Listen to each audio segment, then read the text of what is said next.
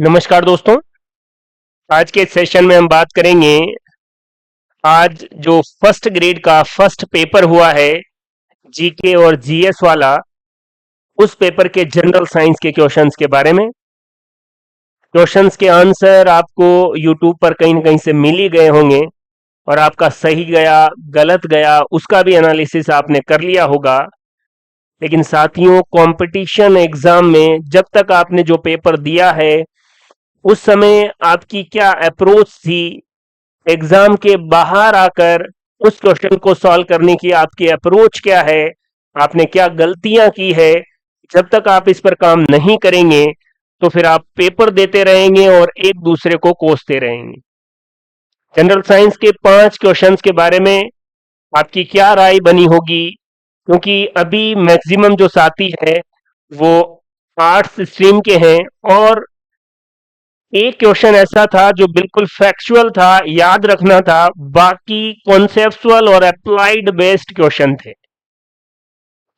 प्रत्येक क्वेश्चन के बारे में आप कहीं से भी पढ़ रहे हो, आपको जानकारी है। कहीं से भी आपने जनरल साइंस पढ़ा हो, 5 के 5 क्वेश्चन के बारे में जानकारी आपको बताई गई होगी।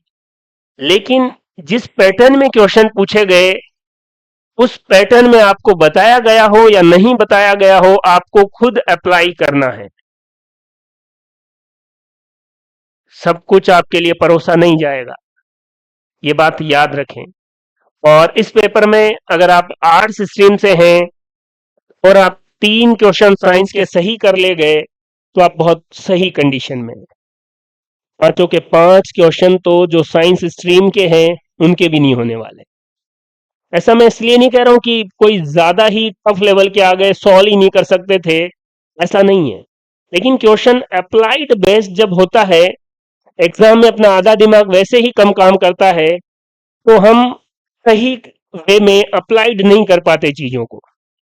और अगर आपने ये सीख लिया तो फिर कोई भी कंपटीशन एग्जाम हो, आप आराम से सॉल्व कर पाएंगे। प्रत्येक वीडियो में मैंने कहा है कि आप चीजों को अच्छे से रिवाइज करें, बार बार पढ़ें, कॉन्सेप्ट को समझें, क्वेश्चन को ध्यान से पढ़ें, 4 ऑप्शन पढ़ें और उसके बाद उसका सही जवाब दें। जिनका पेपर हो गया है वो, अगर पूरे पेपर में उनके 40% से ज्यादा मार्क्स बन रहे हैं, वो बहुत अच्छी कंडीशन में हैं। बाकी सब्जेक्ट के भी रिव्यूज आपने देखे होंगे, पेपर का लेवल बहुत अच्छा है। आरपीएससी बहुत अच्छे तरीके से पेपर बना रही है। बस साइकोलॉजी वाला उन्होंने थोड़ा सा बैलेंस नहीं किया। इससे जो बच्चे ये सोच रहे थे कि साइकोलॉजी पर बहुत बढ़िया पकड़ बनाकर, एजुकेशन मैनेजमेंट पर बहुत बढ़िया पकड़ बनाकर मैं 40% पार कर जाऊंगा, उनको थोड़ा धक्का लगेगा। ये सारी बातें, सारे एनालिसिस आप कर चुके हैं, इनके बारे में मेरा यहाँ बोलने का कोई खास मतलब नहीं है। मैं साइंस के 5 क्वेश्चन और उनका एनालिसिस आपको बताऊंगा। आपको समझना है कि आपने एग्जाम हॉल में क्या सोचा और क्या मिस्टेक की।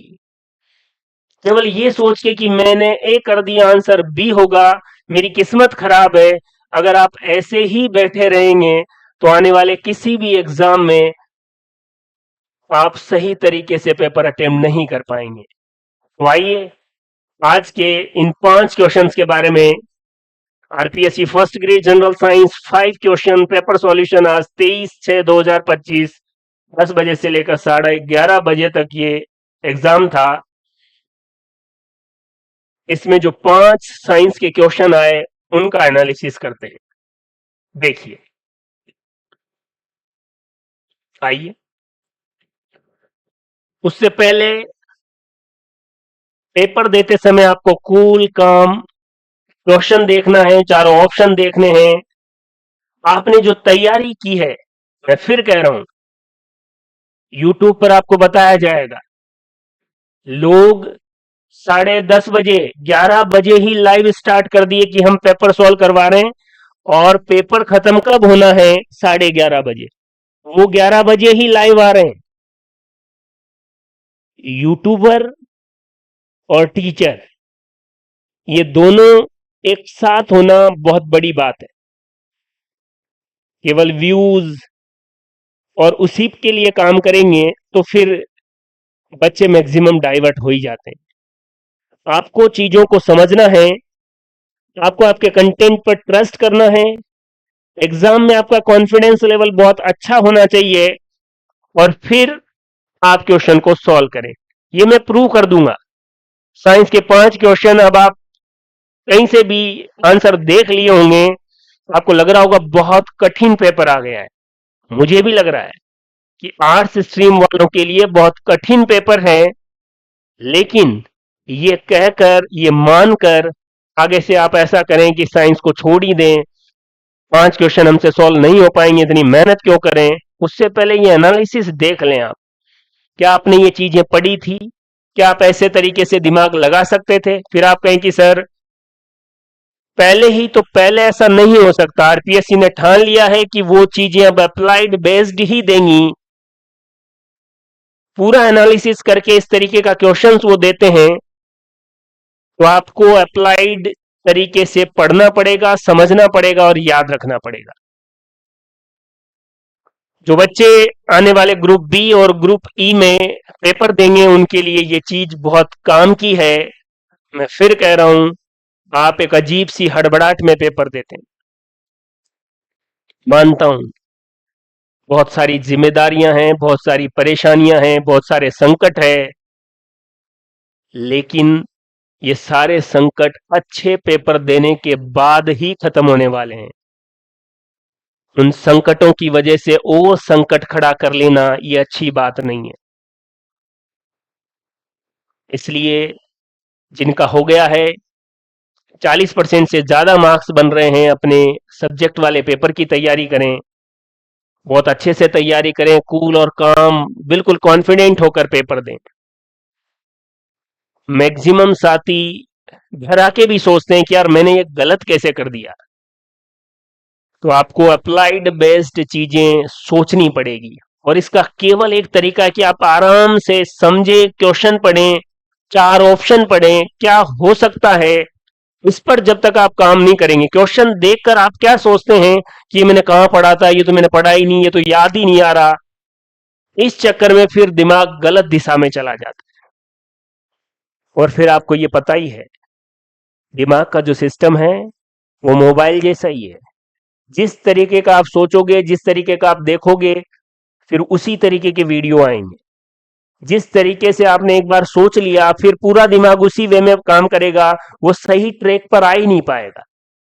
तो 3 घंटे तक, 1.5 घंटे तक उसका ट्रैक खराब मत करो। आने वाले बच्चे इस बात का ध्यान रखेंगे। आइए देखिए, ये जो 5 क्वेश्चन थे, इनके बारे में मैं पहले कंटेंट बता रहा हूं आपको, और आप ये मानेंगे कि ये आपने पढ़ा है।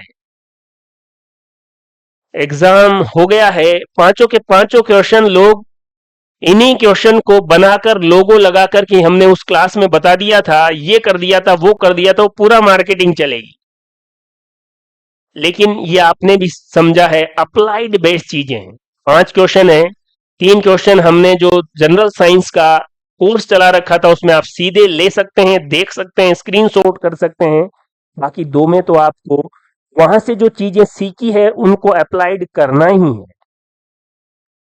देखिए, आप जानते हैं वेलोसिटी, वेग, त्वरण और बल, ये सदिश राशियां हैं, वेक्टर क्वांटिटी है, और वेक्टर क्वांटिटी का मतलब है ये दिशा पर निर्भर करती है।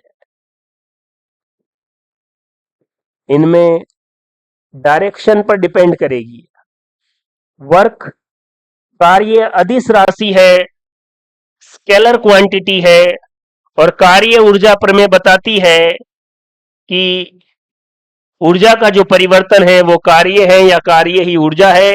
ये भी मैंने आपको बहुत अच्छे से बता रखा था, कार्य का मात्रक जूल, स्थितिज ऊर्जा का मात्रक जूल, और गतिज ऊर्जा का मात्रक भी जूल।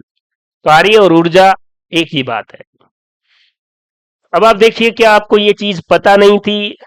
आप हल्का सा भी जनरल साइंस आपने पढ़ा होगा तो आप ये मानेंगे कि बिल्कुल सर, ये हमें अच्छे से पता है और हमने पढ़ी भी है। देखिए, पृथ्वी प्रत्येक वस्तु को जी त्वरण से अपनी ओर खींचती है। जी का एग्जैक्ट मान 9.8 मीटर पर सेकंड स्क्वायर है, अप्रोक्सीमेट में हम इसे 10 मीटर पर सेकंड स्क्वायर लिख देते हैं। क्लियर है? अगर कोई वस्तु एक समान वेग से चल रही है, ये जो मैं लाइनें बता रहा हूं ना, ये हमने जो जनरल साइंस की बुक निकाली है उसमें भी आपको एग्जैक्ट मिलेगी, अपना जो कोर्स है उसमें भी अच्छे से मिलेगी, और मैंने बार बार उनको समझाया है। एक समान वेग या डेल्टा वी, या यूं कह सकते अगर वेग एक समान है, बदल ही नहीं रहा, तो वेग में परिवर्तन क्या हो गया? जीरो। और अगर वेग में परिवर्तन की दर को ही क्या कहते हैं? त्वरण। जब वेग में परिवर्तन हो ही नहीं रहा तो त्वरण भी जीरो। और जब बल का फॉर्मूला आप देखेंगे बराबर एम ए, जब ए का मान जीरो है तो बल का मान भी जीरो होगा। देख लीजिए। आइए एक और कॉन्सेप्ट है, एड्रीनल ग्रंथि एड्रीनलिन हार्मोन स्रावित करती है, एड्रीनलिन। और ये एड्रीनलिन या एड्रीनल ग्रंथि अनुकंपी तंत्रिका तंत्र सिंपैथेटिक नर्वस सिस्टम की तरह काम करती है, डर जैसा माहौल बनाती है। और पूरी लिस्ट मैंने बनाई थी कि कौन सी ग्रंथि काम करेगी, कौन सी कम काम करेगी डर के समय। तो एड्रीनलिन, इस हार्मोन की वजह से लड़ो या भागो, फाइट और फ्लाई वाला रिस्पॉन्स आता है। अब लड़ने के लिए, भागने के लिए शरीर कैसे काम करेगा? आप भी भागते हैं, दौड़ते हैं, आपको पता है दौड़ने से क्या क्या सिस्टम काम करेगा। ये एक सीधा सवाल था। कॉर्क सेल, कॉर्क सेल के अंदर सुबेरीन का जमाव और एक है कंपोस्टिंग। और कंपोस्टिंग कौन सी रिएक्शन है? एक्सोथर्मिक या ऊष्माक्षेपी अभिक्रिया है। ये सारी जो कंटेंट मैं आपको बता रहा हूं ये बुक में भी आपको मिलेगा, और हमने जो जनरल साइंस की क्लासेस पढ़ाई है उसमें भी आपको क्लियरिटी के साथ मिलेगा, समझा हुआ मिलेगा। और इनसे ही 5 क्वेश्चन पूछे गए। आपको चीजें इतनी ही पता होनी चाहिए, रॉ मटेरियल आपको इतना ही चाहिए। अब अप्लाई कैसे करना है उस पर बात करते हैं। मैं फिर कह रहा हूं, इन क्वेश्चन को सॉल्व कर लिए, याद कर लिए, अगली बार अगले में फिर से अप्लाइड आएगा। एक बार आप ये चीज जरूर देख लें कि जब भी एक एग्जाम के 2 से ज्यादा पेपर बनते हैं तो कोई एक पेपर टफ हो जाता है, तो जो बच्चे ग्रुप बी में हैं वो मेरे अनुसार ऐसा है कि रिलैक्स रह सकते हैं, इससे थोड़ा लेवल आसान ही आएगा। कुछ क्वेश्चन फैक्चुअल भी आएंगे, जैसे कॉर्की सेल में सुबेरीन का जमाव होता है। देखिए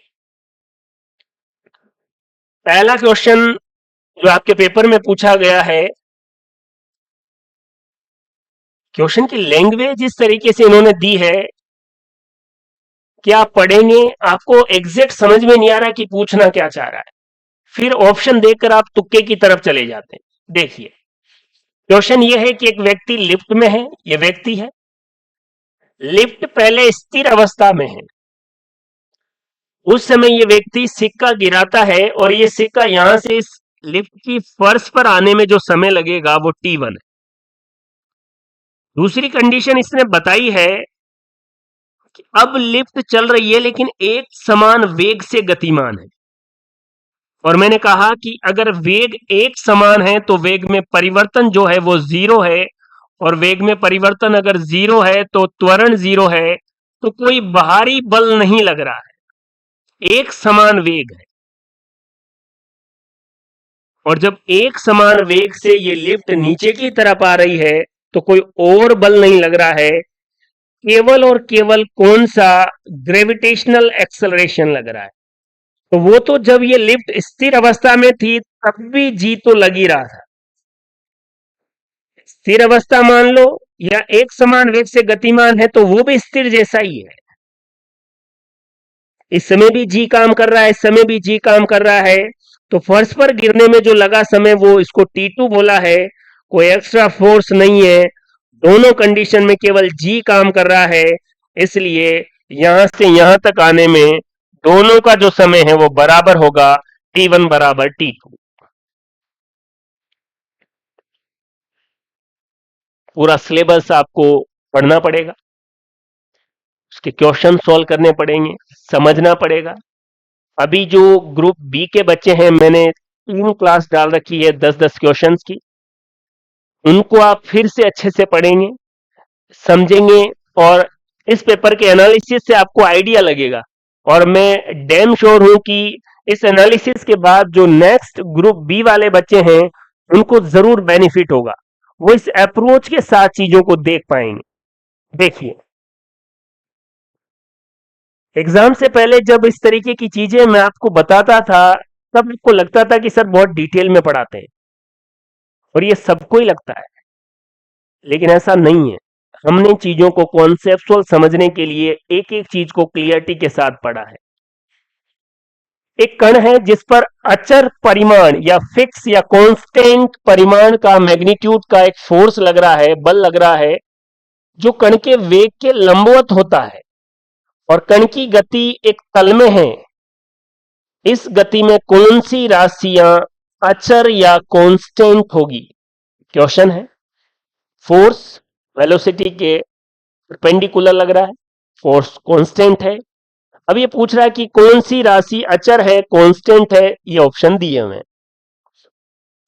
आपने ये क्वेश्चन का पैटर्न पढ़ा, पढ़ते आपको लगा कि यार ये बहुत अच्छे लेवल का है क्वेश्चन, लेकिन कॉन्सेप्ट वही है। मैंने एक समान वृत्तीय गति को बहुत अच्छे से समझाया है। एक समान वृत्तीय गति में वेग इधर है, और इसके लंबवत अभिकेंद्रीय या सेंट्रीपिटल फोर्स है, जो इस वस्तु को ऐसे गोल गोल घुमाता है। इसकी चाल समान है। मान लीजिए ये 2 मीटर पर सेकंड से गति कर रहा है, इसकी चाल समान है, फिर वेग क्यों बदल रहा है? क्योंकि इसकी दिशा बदल रही है। देखिए, तो इसकी दिशा बदल रही है, चाल समान है, दिशा बदल रही है। और आपको पता है कि वेग सदिश राशि है, दिशा बदलेगी तो वेग का मान भी बदलेगा, क्योंकि सदिश राशियां दिशा पर निर्भर करती है। पूरे चक्कर में ये 2 मीटर पर सेकंड से ही चक्कर लगा रहा है, लेकिन मान लीजिए इधर जा रहा है तब दिशा अलग है, इधर जा रहा है तब दिशा अलग है, इधर जा रहा है तब दिशा अलग है, तो दिशा अलग होने के कारण इसके वेग में बदलाव हुआ है। और अभी मैं आपको समझा रहा था, अगर वेग में बदलाव हुआ है तो फिर त्वरण भी होगा। और कहने का मतलब, अगर वेग के लंबवत कोई बल लग रहा है तो उसकी दिशा बदलेगा। ये पूरा का पूरा क्वेश्चन दिशा टर्म पर है, डायरेक्शन पर है, और जैसे ही डायरेक्शन आ जाए तो वेग तो बदलेगा, और वेग बदलेगा तो त्वरण भी बदलेगा। क्वेश्चन कह रहा है कि कांस्टेंट कौन है, तो दिशा बदलने से तो कांस्टेंट कोई अदिश राशि ही हो सकती है, स्केलर क्वांटिटी हो सकती है, और कार्य अदिश राशि है, स्केलर क्वांटिटी है, और कार्य ही ऊर्जा है, या ऊर्जा में परिवर्तन को ही कार्य कहते हैं, यही कार्य ऊर्जा प्रमेय है। तो केवल गतिज ऊर्जा ही कांस्टेंट रह सकती है। देख लीजिए, सर हमने तो कुछ और पढ़ लिया और आ कुछ और गया। आपको एनालिसिस करना पड़ेगा, सोचना पड़ेगा आपको, और सर्वाइवल ऑफ द फिटेस्ट, जो सबसे फिट होगा वही जीतेगा। सभी लोग एग्जाम देते हैं, सबका सिलेक्शन नहीं होता है। आपको भी चाहिए तो चीजों को एनालिसिस करो। जिन बच्चों का 26 तारीख को पेपर है साइंस के, इस वाले वीडियो को बहुत अच्छे से देखो, और इसी अप्रोच के साथ एग्जाम में बैठना है। 3 मैंने वीडियो बना रखे हैं 10-10 क्वेश्चन के, उनको भी आप देखिए। कई बच्चे उनको इस वे में देखेंगे कि उनमें से कोई क्वेश्चन आया क्या, डायरेक्ट डायरेक्ट पूरे सिलेबस में से आएगा। मैं आपको स्क्रीनशॉट भी बता दूंगा। केवल एक क्वेश्चन ऐसा है जिसको हमने सीधे सॉल्व नहीं करवाया, लेकिन आपकी अप्रोच स्टार्टिंग में ऐसी रहती है कि क्या पांचों सॉल्व हो पाएंगे। मैं कह रहा हूं आप आर्ट्स स्ट्रीम से हैं और आपने 3 भी सॉल्व कर दिए, बहुत अच्छी बात है।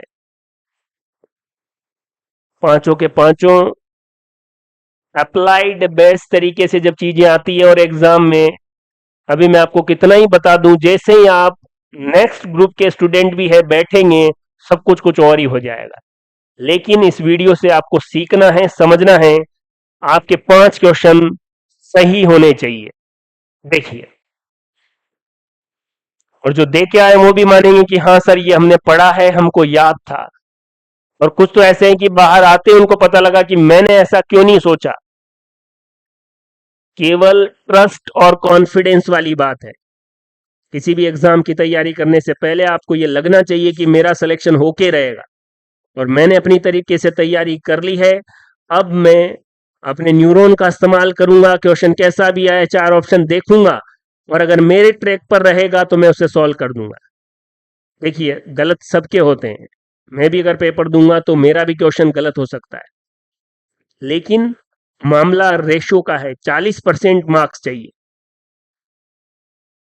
और कोशिकाओं में उपस्थित पदार्थ जो गैसों और पानी के लिए अभेद होता है, कॉर्क सेल में impervious to gas and water, और इसका सही जवाब है सुबेरीन।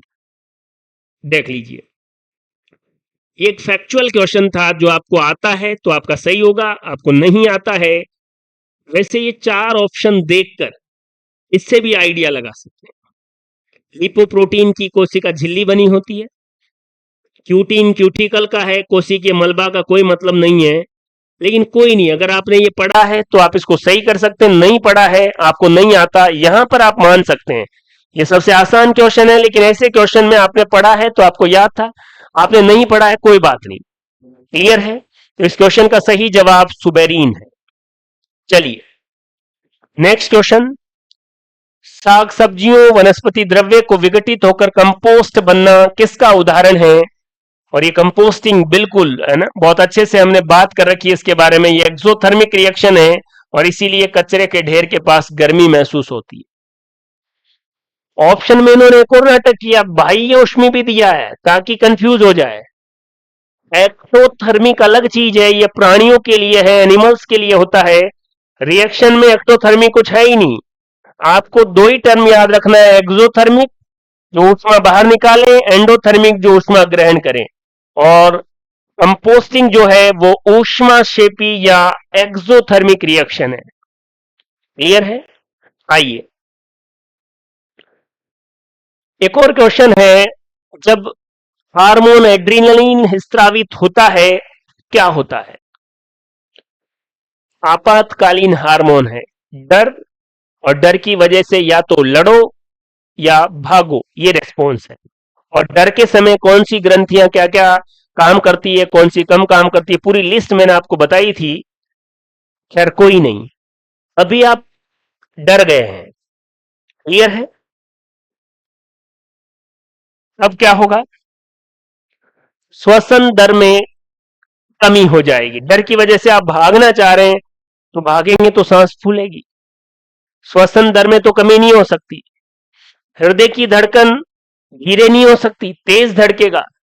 आपको भागना है, आपकी कंकालीय पेशियों में रुधिर का बहाव तेज होना चाहिए, स्केलेटल मसल्स ही भागने में मदद करेगी। एड्रीनलिन का मतलब डर, फाइट और फ्लाई। फ्लाई करना है, दौड़ना है, स्केलेटल मसल्स में बहाव ज्यादा होना चाहिए। भागेंगे, हार्ट रेट, श्वसन दर दोनों ज्यादा। अब जब आप डर की वजह से फाइट और फ्लाई कर रहे हैं, उस समय भूख का कोई मतलब नहीं है, डाइजेस्टिव सिस्टम और अदर सिस्टम में एनर्जी वेस्ट करने की आवश्यकता नहीं है, इसलिए पाचन तंत्र और त्वचा में रुधिर का बहाव कम हो जाता है। आपको तो पाचन तंत्र याद रखना था। मैं बताता था कि मान लो सामने शेर आ जाए और कोई आपके सामने लड्डू लेके खड़ा रहे कि लो लड्डू खा लो, मुंह में लार नहीं आए, गला सूख जाता है डर की वजह से। क्लियर है? तो ये 5 क्वेश्चन थे जनरल साइंस के लेवल की। अगर बात करें तो आप आर्ट्स स्ट्रीम के हैं, आपके लिए ये बहुत हार्ड क्वेश्चन है, ये मानना पड़ेगा। लेकिन चीजें अब ऐसी ही आएंगी, आरपीएससी ने अपना पैटर्न ऐसा ही बना लिया है, आप कहीं से पढ़ लें, आपको कंटेंट पर फोकस करना है और चीजों को अप्लाई करना सीखना है। जो नेक्स्ट ग्रुप वाले बच्चे हैं वो इस पेपर को समझेंगे, एनालिसिस करेंगे और बेहतर करने का प्रयास करेंगे। तो इन 5 क्वेश्चन से हमने ये कंक्लूजन निकाला कि हम पूरा सिलेबस PYQs अच्छे से पढ़ें और आपको जो चीजें अप्लाइड तरीके से समझनी है वो पढ़नी ही पड़ेगी, और आपका सिलेक्शन, आपकी समझ, आपके पेपर अटेम्प्ट करने का तरीका, आप पेपर में कितने कूल और काम रहते हैं, इन बातों पर निर्भर करेगा। तो ये 5 क्वेश्चन जनरल साइंस के, 4 क्वेश्चन हमने बिल्कुल टू द पॉइंट बहुत अच्छे से पढ़े हैं। केवल एक जो लिफ्ट वाला क्वेश्चन है वो डायरेक्ट नहीं, उसको इनडायरेक्ट तरीके से हमने समझ लिया था, लेकिन उस अप्रोच के साथ जिसने सोचा होगा उसका सॉल्व हो गया होगा, और नहीं भी हो गया होगा तो कोई बात नहीं। मैं फिर कह रहा हूं, अगर आपने 5 में से 3 क्वेश्चन भी सही कर लिए तो आपकी बहुत अच्छी तैयारी है। तो पूरे वीडियो को ध्यान से देखेंगे, समझेंगे, और नेक्स्ट जो ग्रुप वाले बच्चे हैं वो इससे सीखेंगे और अपनी तैयारी को और बेहतर करेंगे। थैंक यू, धन्यवाद।